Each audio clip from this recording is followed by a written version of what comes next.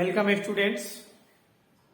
Last video में हमने आपको एनसीईआरटी के एक्सरसाइज 10.2 का क्वेश्चन नंबर 12 तक आंसर सबमिट किया, सॉल्यूशन सबमिट किया।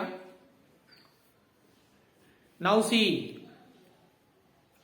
Question number 13, the solution of exercise 10.2 question number 13. Here the question is prove that opposite sides of a quadrilateral circumscribing a circle subtend supplementary angles at the center of the circle. It means there is a circle circumscribed by a quadrilateral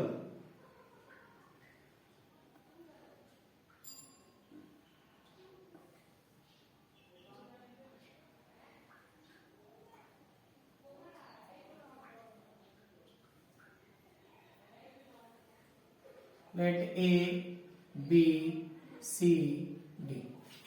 It means ABCD is a quadrilateral which is circumscribed a circle and contact with the circle respectively P, Q, R and S.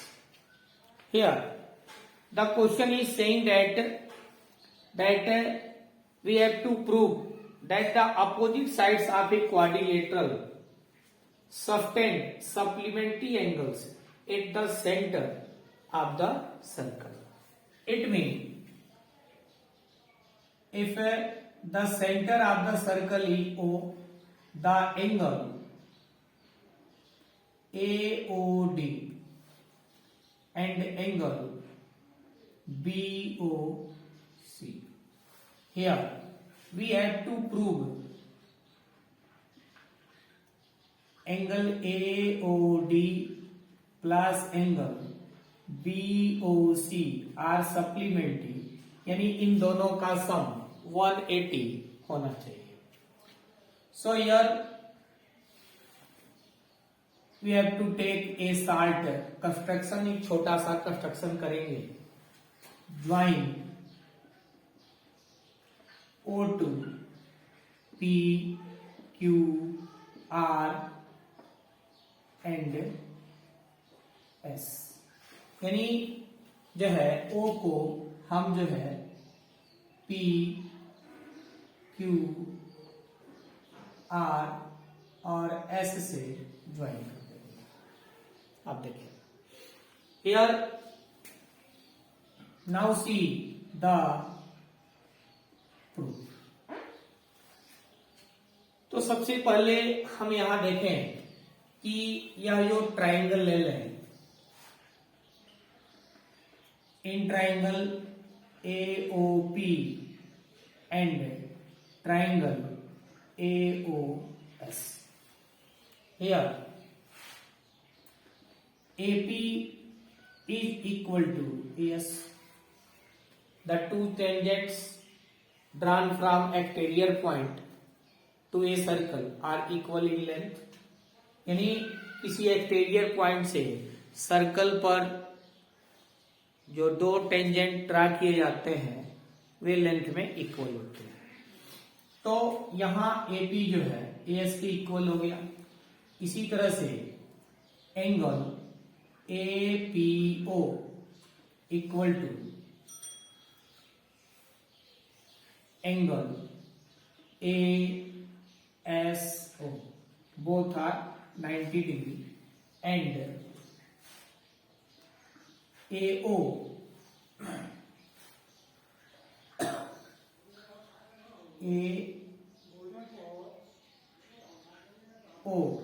equal to AO.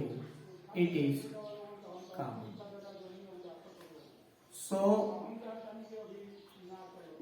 by CPCT यहां पहले यहां लिख दे triangle AOP congruence to triangle AOS so by CPCT angle AOP equal to angle AOS, यानी यहाँ AOP और AOS equal होंगे। It is equation number first. Similarly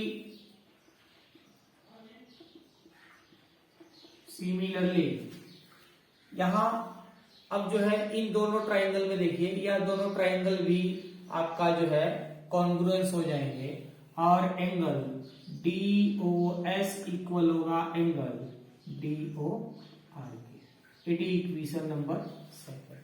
उसी तरह से यह जो दो ट्राइंगल है COR और COQ, यह आपस में भी कॉन्ग्रुएंस होंगे और एंगल COR इक्वल होगा एंगल COQ के। It is equation number third.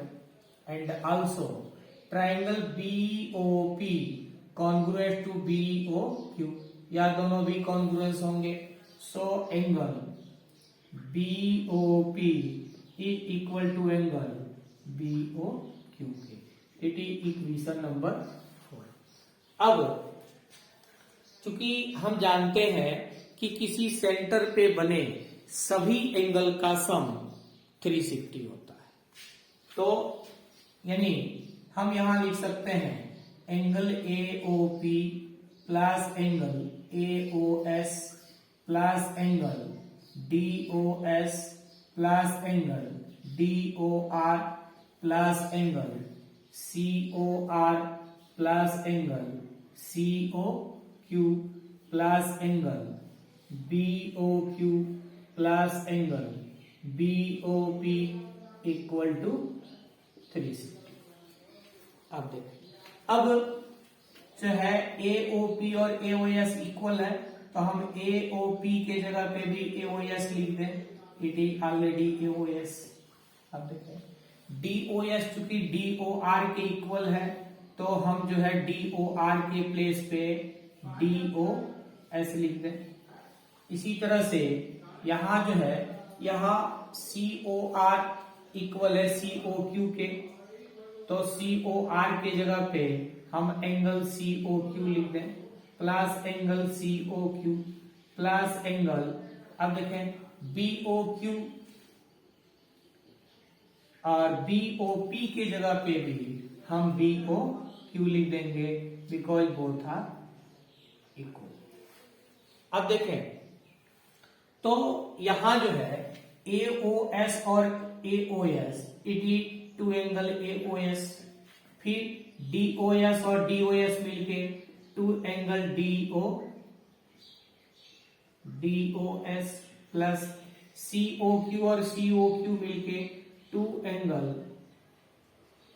COQ और BOQ और BOQ it is two angle BOQ equal to हो गया 360।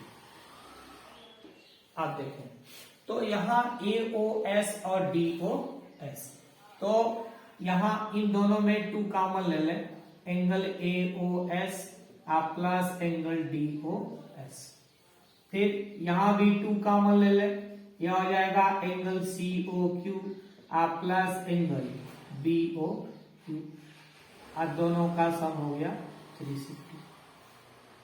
तो अब देखें AOS और DOS इन दोनों को ऐड कर दें तो यह हो गया 2 एंगल। अब AOS और DOS इसको ऐड करेंगे तो 2 एंगल AOD हो गया और प्लस 2 एंगल COQ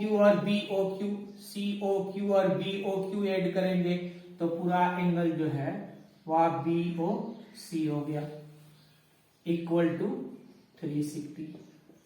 और दोनों साइड में इक्वेशन के दोनों साइड में हम 2 से डिवाइड कर दें तो यह हो जाएगा angle AOD plus angle BOC equal to 180। इसका मतलब कि AOD और BOC दोनों जो है सप्लीमेंट्री होंगे। इस तरह से यह प्रूव होता है कि यदि कोई क्वाड्रिलेटरल है, किसी सर्कल को सर्कमस्क्राइब करे, तो अपोजिट साइड के द्वारा सेंटर पे बने एंगल एक दूसरे के सप्लीमेंट होंगे, यानी दोनों एंगल का सम 180 होगा। So here we can write इस तरह से यह जो है एक्सरसाइज 10.2 आपका कंप्लीट हुआ। नेक्स्ट वीडियो में फिर नेक्स्ट एक्सरसाइज लेकर आएंगे। वीडियो को लाइक करें और सब्सक्राइब करें। Okay, thanks.